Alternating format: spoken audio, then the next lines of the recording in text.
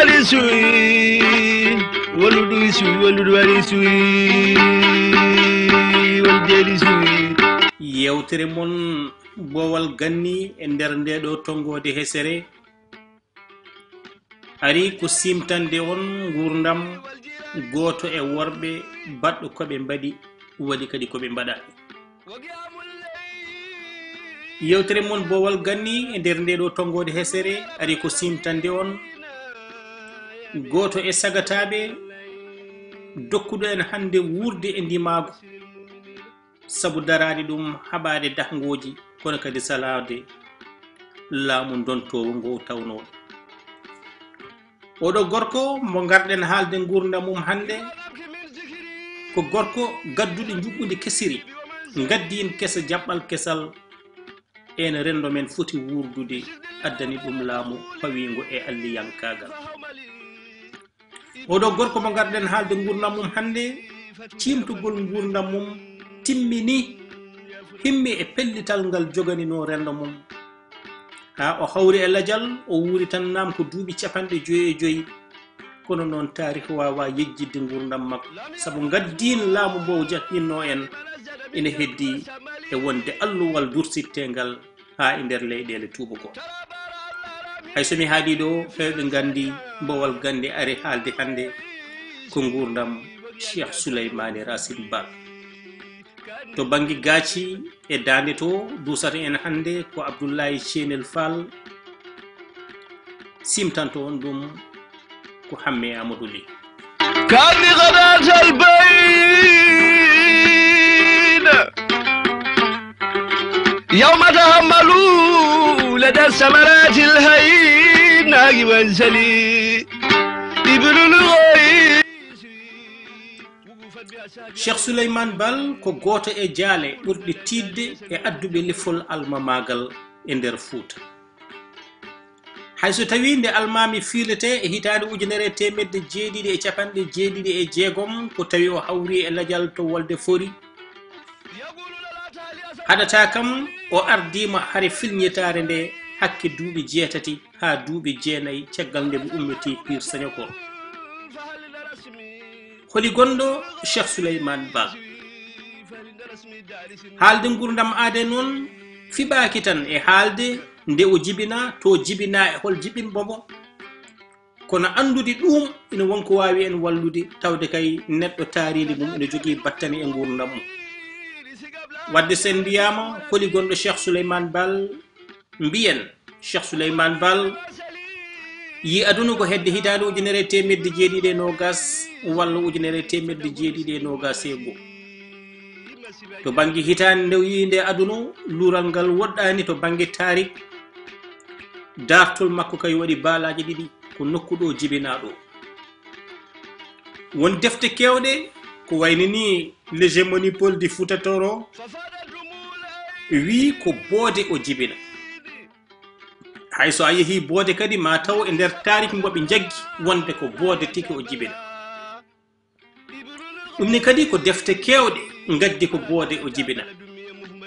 boode noon hande tawate koye nder hettere law kono ko adi laamu almami Abdoul hettere boode nde jeeyno koye Toro so a ƴeewiri ma taw hono no boode ni kala gure ɓeydaɗe lawɗe foof ko gure iwɗe e Toro jantoy e law hayre law boode law yaare law dumgo law e guri goɗɗe baɗe noon wiyama kadi koye hitande jibinande makko luure e hareji puɗɗi e nder laamu deniyankoɓe poɗodiral fuɗɗi hen kono miijo wongo ɓurgo yajde kadi ina nangue Cheikh Souleymane Bal yi aduna ko nokku biyeteɗo haso o noon ko wendu rewo maayo Sénégal ina tolni Mboyo Waalo to banggue rewo woɗɗani Sinthiane Jamma Alwani haso tuggi ko nokku biyeteɗo Tekngel ha Pongel Dembo Njerib timi e bangue e filingue ene tawe ɗon nokkuji baɗina Pongel Lelli caangol Ceski Allah rokki en arde ha e on ɗon nokku ɗo wiya ko ɗo Cheikh Souleymane Racine Bal jibina sabu ɗon woɗɗani genale tekngel. Won kadi hollirɓe hade makko jibinede weenu ndu alano ɗon ko nde o jibinane caɗele ndiyam ina ngoodi nene makko dañi caɗele ha Allah fuccitani ɗum ɗon ndun ɗon weenu ko Allah tan andi. Oumar Ba wi e nder deftere mum ko safalɓe inni nokku o ɗum seeka ko e helmere hasanu moƴƴere ɓural ahsanu ko ɓuri moƴƴude ko ɓuri laɓeede. Kono kadi so ƴeewama ma tawe haso ko tiitonde ceerno boode ete kadi so en jeehi ha ko wayno koɓɓillo ma en taw ɗon genale ɗe ina innira haso ina gasa taw ko battani dewogol ɗon Cheikh Souleymane Bal sabu rewi ɗon e koɓɓillo e jaabo e ko wayno ɗum firti ko hay sinno haso to wiya to jibina to ina woodi ɗo woni ɗo hande haɗata yimɓe namdetade tarik beele wona jinnaɓe makko umminoɓe boode ɓe ngari ɗon e haso wonni wiɓe ɗon wona nokku hoɗorde kono koye laawol ɓe gonno wonto ɓe jahanno ha mbawka Allah ka heptiɓe ɗon. Haso o kadi won wiɓe ko cangol nam kono ngol woni ko banggue rewo boode aɗa taw ɗum e won defte. Cheikh Souleymane Bal ndi ummoto toon ene fay boode ene hunde e dartol wiiri ina gasa ko taw o mawni kono noon tariki ina yeddi ɗum ɗon sabu wiyama wonde ko ɗon e nokku biteɗe gueɗe wuuro ko ɗon o tacciri ɗum ina woodi o tacciri ɗon kono ko holnden finde mum noon kadi ina tawe ɗon sabu wiyama nokku o ina hewno noodi sanne nde o ari ha ɗon woodi ko o windi e jaasi makko o wirli e maayo ngo gila nden ha ɗo ɗo gonɗen so neɗɗo nangama ɗon nooro so wi paabe kam nooro ka woppu ɗum so wi ya woyli nooro nangat ɗum kono ɗum ina gasa ko tawa nde ummiti janggoyde to leydi Mauritanie to wiyete meel o waɗi ɗum ɗon ina gasa kadi taw ko nden o rewi ɗon sabu en cikkani so tawi omo jibane e nokku o wona ɗon o mawno ɗon ha o wawa windude taw battane makko goɗɗe jiyaka e nder on ɗon nokku so wona tan jibinede mo ɗon e yaso ɗo ko Allah noon kadi laaɓa. So tawi koto banggue jinnaɓe makko Cheikh Souleymane Bal ko ɓi Racine Sambo Boukary Ibrahima ñokore Ibrahima Moussa Souleymane asko ngo hono no hewɓe e jeeyaɓe e hinde toroɗɓe ina sengoye ha to wiyete Ukbatu bun Nafi gadiɗo addude l'islam e noɓe mbiri e nder Afrique. Won wiɓe ko tani ko Boukary Ibrahim adi waylude yettode mum ba watti ɗum ba ngam hollirde basgol mum yaadude e laamu deniyankoɓe ɓe titode men walla ɓe yettode men wonno ba kono ɗon waɗi jeddi sabu woɗɓe mbi ala ko Cheikh Souleymane Bal e hoore mum wayli yettode mum itti ba watti bal ngam lundade kala ko faate gueɗe deniyankoɓe kono ɗen gueɗe foof sikkitare nan hen wonni yaaɓe ha mbi Cheikh Souleymane Bal to iwde mum ina jogui koyngal to leydi Guinée e yettateɓe bari ɗum ko Allah laaɓa. Cheikh Souleymane Bal to banggue nene makko o wiyete ko Demba sabu nene makko ko Maymouna Ndiaye Sall jeeya ko wuro men Doɗel ko toon o jiidiri e galle lamtoro gueɗe en on Maymouna noon inniranimo Souleymane kañum innirimo ko Demba ɗon o wiyete Demba Maymouna Yumma Dewa Lamine Birane Abdallah woɗɓe mbi Yumma Dewa Lamine Birane Abdallah.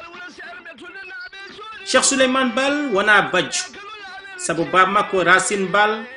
dañi Ndiaye Racine dañi Ismaïla Racine cankiɗo to Dagana dañi Ramatullahi Racine. Samburu Eliman Bare Pulega Belega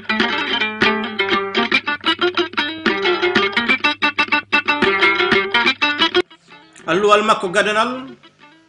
o diidi ba ko ɗon ɗo boode ɗo o jangoyi kadi to leydi Mauritanie e nokku no wiye Mal toon ko debbo capato goto no wiye Khadijetou ko kañum janginannomo toon.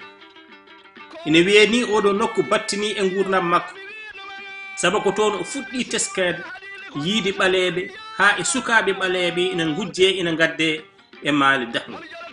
ko ɗo mette e musalle jogorɗe jibinoyde firñitare nde fuɗɗi e makko. ɗo boode ɗo kadi o jangi e ceerno Baydi Sow, o jangi kadi e biteɗo Diallo Boubacara, on komo Dimat, on ko bamum cewdiɗo Elimane Boubacara Kane. o heɓino ni innirde on ɗon Diallo ɓiɗɗo mbo dañjuno e Mariam Asta mo soyummo, kono on ɗon ɓiɗɗo woppani. e kotol makko ummade rewo fewde worgo walla fewde boode wiyama o rewi koɓɓillo, o rewi kadi nokku biteɗo Diaw. ma taw ko ɗum woni sababu ha genale ɗo koɓɓillo ɗo ina mbiye haso. en tawi ɗo boode ɗo kadi deftere makko nde o windiri jungo makko, nden deftere ko mawɗo galle haso jogoto ɗum. yanti hen kadi kala gardiɗo kolongal maɓɓe ngal innirte ko ceerno haso. ɗum fof no hollire en wonde haso o wona nokku to jibinaɗo, kono noon hayso woni ko toon o jibina, inde nde kam ummino ko ga e boode o yaadi e mum toon. o jangi yi to leydi Guinée gandal birnidi e gandal koninkagu ha e lasrade. toon to Guinée o jangi toon e ceerno Modi Mouhammadou, kono Oumar Kane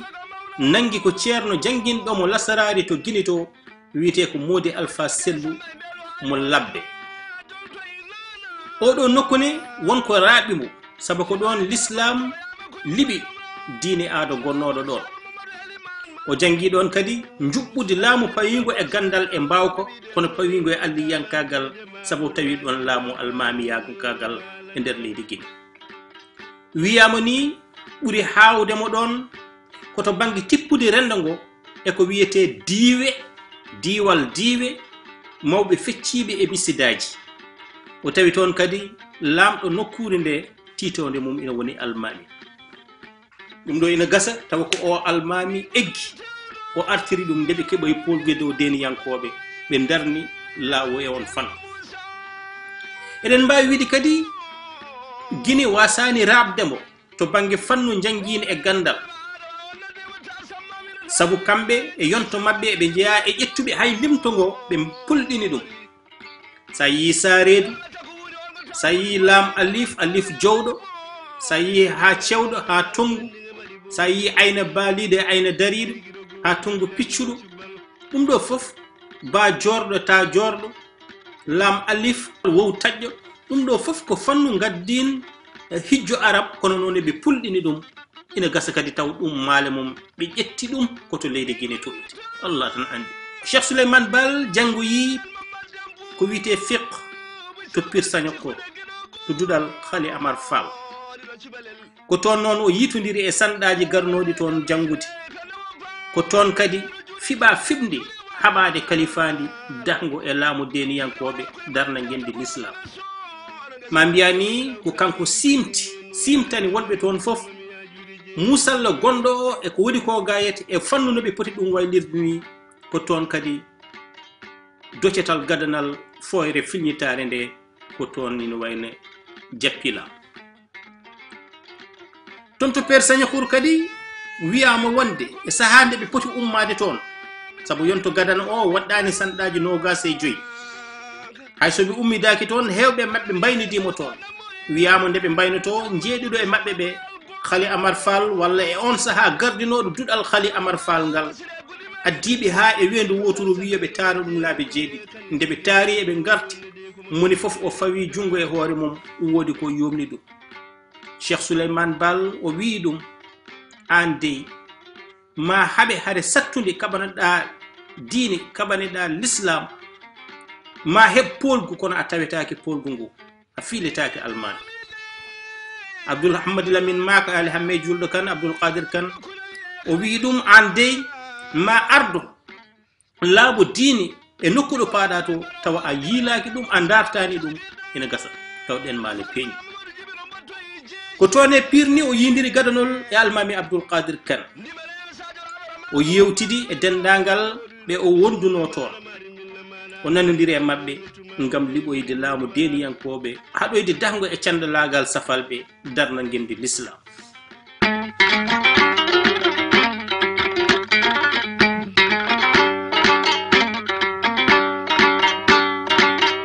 nde ɓe garti Fouta ko hakkude 1765 e 1768 o waɗi jilluji e galleji sernaɓe e ardiɓe Fouta fof ngam humpidde ɗumen fimde maɓɓe nde ɓe jogui nde kono kadi ngam hirjinde ɗumen e ƴewde hol darde ɓen ɗon poti darade. nde ɓe garte Fouta kadi kamɓe fof ɓe uddita duɗe eɓe jangguina kono kadi eɓe cara miijoji filñitare nde. kanko Cheikh Souleymane Baal hayso udditi duɗal saabu en tawi duɗal ɓe wiya ko ɗo wonno duɗal makko e boode kono kam o ñiiɓani e duɗal ngal saabu kanko waɗanno jilluji hirjino ngo. hayso tawi ko ɓuri ko ene hewde joguinoɗo ko fati jokkodiral e disnodiral ko Alpha Amara Seydi Yero Bousso mo wuuro men Hoore Fonde.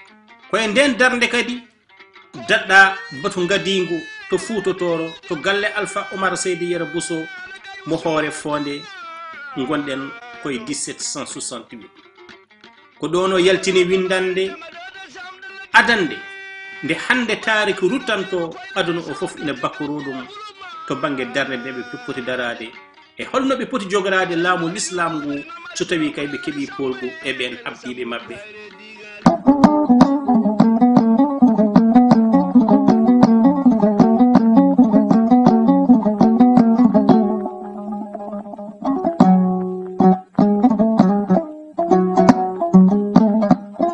nde o hucciti e rendo ngo caggal nde ɓe gardanimo révolution woni filñitare nde ko ɗum ɗo o wi onon ɓiɓɓe Fouta on kunima ardinde ɓen ɓe cikkuɗon ina mbawi udditande on damal ngal oɗon jaltiri e jimade deniyankoɓe e tagde ɓuggi kalfandi safal. ko min cuɓiɗon ardinde nden haare kono min one dey komi neɗɗo tan no monni mbeɗa juuma mbeɗa fuujo.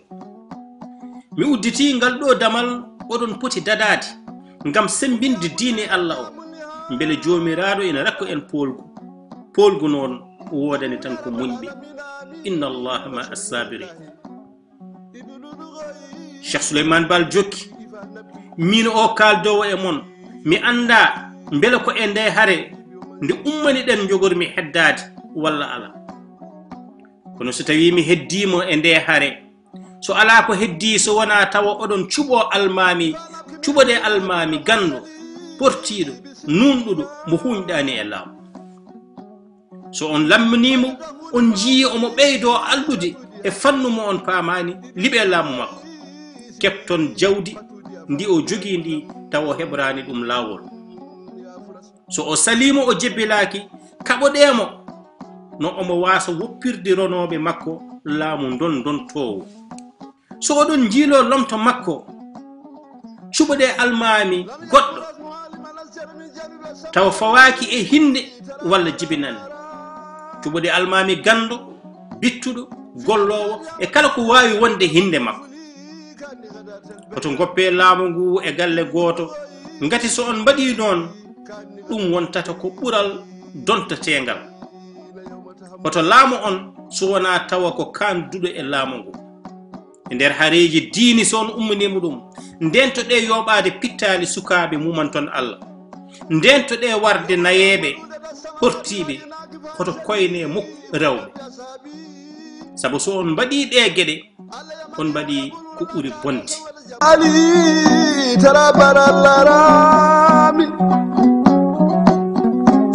yo Allah yaafo en so woodi ko jamfiɗen hunde e kongi Cheikh Souleymane Baal kono ko ɗum ɗo woni ko Cheikh Souleymane Baal tonguno to batu Hoore Fonde pottital gadanal anduɓe Fouta e 1768 galle Alpha Amara Seydi Yero Bousso. ko ɗum waɗi Cheikh Oumar wiidi weeɓata e Fouta dañde waliyu baɗano Cheikh Souleymane Baal saabu wona tan saabu o felli jihad kono riwti laamu deniyankoɓe pawinongo e kinɗe o haɓi e bidaji e aadaji ete o riwti safalɓe o heeli kadi muuɗo kono.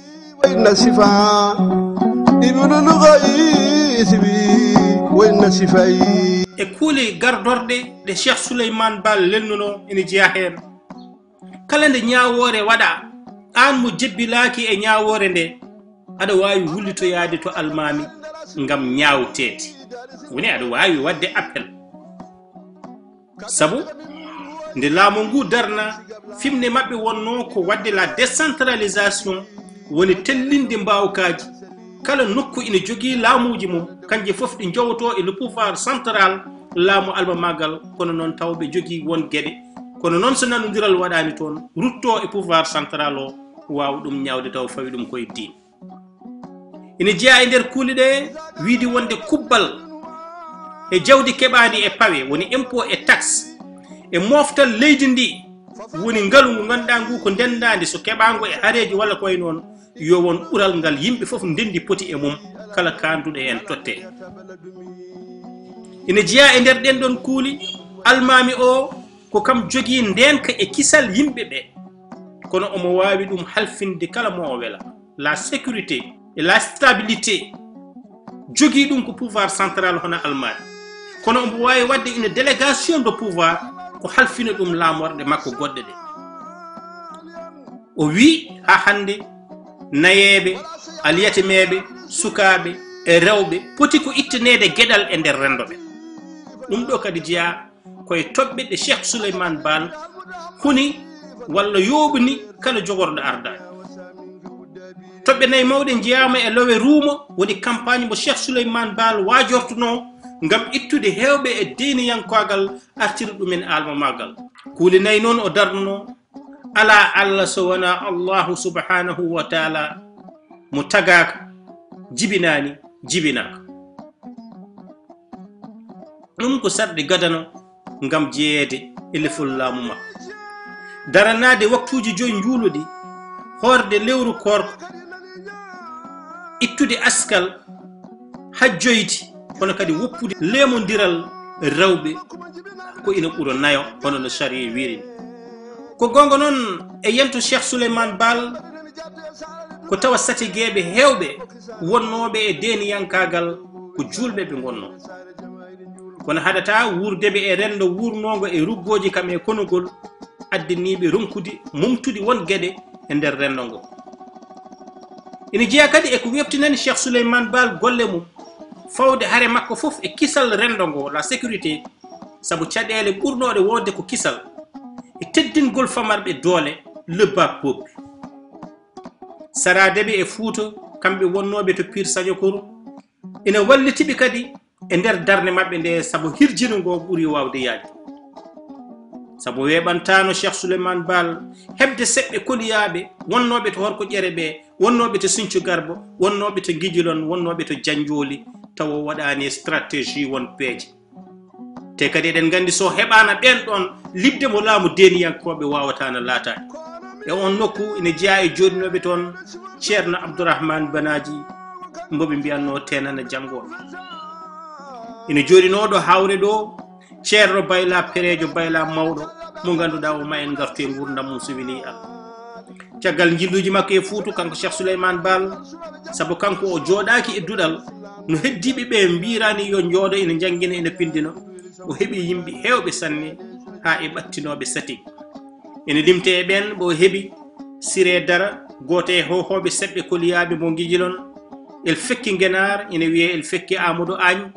mawɗo gomdenaɓe ina yette kañumne Agne e woɗɓe janti e Cheikh Souleymane Baal